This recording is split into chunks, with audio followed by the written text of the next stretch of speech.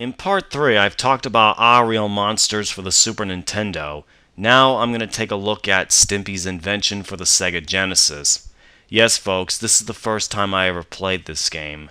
Let's begin. The story involves Stimpy inventing a mutate-o-matic. You mean like a machine that turns people into mutants? No, Mikey, it's a machine that turns ordinary household garbage into food. Okay, that doesn't make any sense. But let's get to the gameplay. You can play as either Ren or Stimpy when you pause the game. And you know what? I absolutely love that idea, having you pause it and select a character. Each have their own moves, and you can use each other as a weapon. It's also a two-player game, so I don't have a friend to play with, and I may as well play alone. So, what do you do? Well, you have to collect all the parts of Stimpy's invention that are scattered in different levels, such as the neighborhood, the zoo, the city, etc. There's also cameos from the series such as Powdered Toast Man, Logs, Mr. Horse, no sir, I don't like it, walruses from the episode Fire Dogs, and more.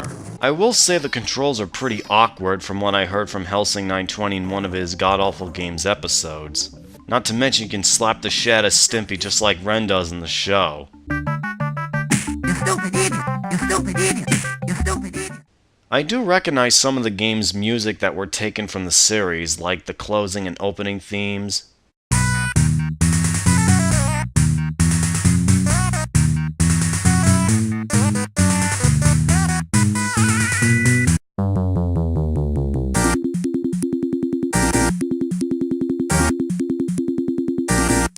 Including the Muddy Mud Skipper song from episode 1 of the first season, Stimpy's Big Day.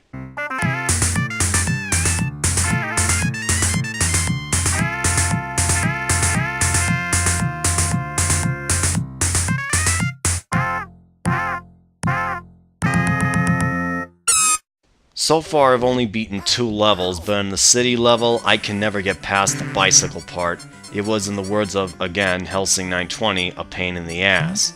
Though the game is challenging, I'll give you folks that, if any of you played it when you were kids back then. You even have a password which I never bother to use so you can continue a level. Now it's time to close things out. Stimpy's Invention is a real fun game, and it's a good one, plus it's challenging, which I've already stated, and I finally had the chance to give it a try even though in my entire life I never own it.